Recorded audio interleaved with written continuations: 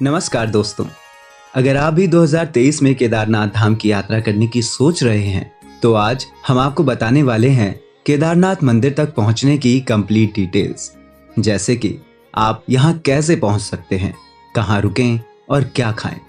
तो दोस्तों, 2023 में यदि आप केदारनाथ धाम या फिर चार धाम यात्रा करने की सोच रहे हैं तो उसके लिए आपको रजिस्ट्रेशन भी करवाना होगा।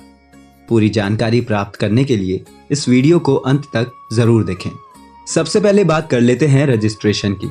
यात्रा से पहले आपको इस दिए गए लिंक पर जाकर अपनी यात्रा का विवरण देना होगा। कौन कौन आ रहा है, कैसे आ रहे हैं, साधन क्या रहेगा, सब कुछ भरने के बाद फिर आप उस डेट में केदारनाथ धाम या फिर चार धाम यात्रा में जा सकते हैं। लेकिन आपको रजिस्ट्रेशन जरूर करवा लेना चाहिए, क्योंकि इसके बिना आपको वहां पर एंट्री नहीं मिल सकती। यहाँ पे रजिस्ट्रेशन की एक सिंपल प्रोसेस है जिसे आप घर बैठे भी कर सकते हैं। इसके लिए लिंक हम आपको डिस्क्रिप्शन में दे देंगे। अब बात कर लेते हैं आपकी यात्रा की शुरुआत कहाँ से होगी। इसके लिए आपको सबसे पहले आना होगा हरिद्वार। हरिद्वार तक आप बस से, ट्रेन से या फिर फ्लाइट से भी आ सकते हैं। आप अगर फ्लाइट से आना चाहें तो जॉली ग्रांट हवाई अड्डे तक फ्लाइट से आ सकते हैं। वहां से हरिद्वार की दूरी केवल 40 किलोमीटर की है, जिसको आप चाहें तो टैक्सी या फिर बस से पूरा कर सकते हैं। तो आप सुबह पहुंच जाते हैं हरिद्वार और यहाँ से यात्रा शुरू होती है।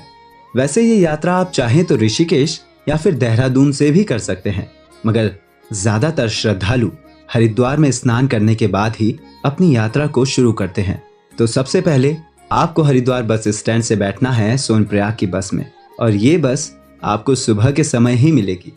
दिन या फिर रात में सोनप्रयाग के लिए कोई भी बस अवेलेबल नहीं रहती। दोस्तों, बस से सोनप्रयाग जाने में आपको लगता है 9 से 10 घंटे का समय, जो कि हरिद्वार से 230 किलोमीटर की दूरी पर है और जिसमें कि आपका 600 रुपए तक का किराया लगता है। पहुंचने के बाद सबसे पहले काम कीजिए होटल में रुकने की व्यवस्था करने का। वैसे तो सोनप्रयाग में होटल कम ही हैं, तो आप चाहें तो सोनप्रयाग से 2 किलोमीटर पीछे सीतापुर में भी रुक सकते हैं। होटल वहां भी मिल जाएंगे। सोनप्रयाग से अगले दिन सुबह सुबह आपको निकलना होगा गौरीकुंड के लिए। आप चाहें तो टैक्सी भी ले सकते हैं, जो कि 7 किलोमीटर की दूरी पर है, जहां आप आराम से आधे घंटे में पहुंच सकते हैं। गौरीकुंड में आप मंदिर दर्शन कर सकते हैं और कुंड में स्नान कर निकल जाइए केदारनाथ धाम की 16 किलोमीटर पैदल यात्रा पर। और ये 16 किलोमीटर पूरी खड़ी चढ़ाई है, तो इसका जरूर ध्यान रखिएगा। अब अगर आप पैदल यात्रा करने में सक्षम हैं तो आप इस रास्ते को 7 से 8 घंटे में पूरा कर सकते हैं, और अगर आप पैदल चलने में सक्षम नहीं हैं तो आपको ये यात्रा खच्चर, डोली या फिर हेलीकॉप्टर से पूरी करनी होगी। हेलीकॉप्टर की सुविधा गुप्तकाशी, फाटा या फिर सिरसी से आपको मिल जाएगी, जिसके टिकट आपको पहले ही ऑनलाइन बुक करवा लेने चाहिए। वैसे आप हेलीकॉप्टर की बुकिंग ऑफलाइन भी करवा सकते हैं, मगर ऑफलाइन में बहुत भीड़ होती है, इसलिए हम सजेस्ट करेंगे कि आप टिकट ऑनलाइन ही बुक करें।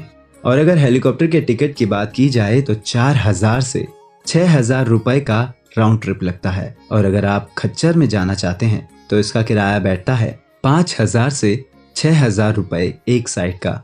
वहीं डोली का किराया बैठता है 5 से 7000 रुपए एक साइड का। और फिर आप पहुंच जाते हैं केदारनाथ मंदिर। यहाँ पहुंचने में आपको रात लग जाती है, इसलिए आपको रात को यहीं स्टे करना होगा। मंदिर के पास कुछ होटल्स हैं, आप चाहें तो वहां पर रुक सकते हैं, जिसका किराया पीक सीजन के हिसाब से 3 से 5000 रुपए रहता है। इसके अलावा यहाँ पर गढ़वाल मंडल विकास निगम के रूम या फिर कैंप आपको मिल जाएंगे। आप चाहें तो GMVNL की वेबसाइट में जाकर इन्हें बुक करवा सकते हैं, नहीं तो आप डायरेक्टली यहाँ जाकर भी बुक कर सकते हैं, और शाम को यहाँ पहुंचकर आप रात को दर्शन भी कर लेंगे। तो दोस्तों, आप खाने की बात करें तो यहाँ पर आपको 250 से 300 रुपए की खाने की थाली मिल जाती है, क्योंकि यहाँ तक राशन पहुँचना काफी कठिन होता है। तो आप चाहे सोनप्रयाग में खाना खाएं या फिर केदारनाथ में, रेट आपको लगभग यही मिलने वाले हैं। अब अगले दिन एक बार फिर से दर्शन करने के बाद निकल पड़ते हैं 16 किलोमीटर की पैदल यात्रा में। नीचे उतरते समय आपको केवल 4 से 5 घंटे का ही समय लगेगा। इसके बाद शाम को वापस सोनप्रयाग में ही आराम करिए। ऐसे में आप केदारनाथ धाम की यात्रा को 3 दिन में पूरा कर लेते हैं। दोस्तों, जानकारी अच्छी लगी हो तो वीडियो को जरूर शेयर करें और हमारे इस चैनल को सब्सक्राइब करना बिल्कुल ना भूलें। धन्यवाद।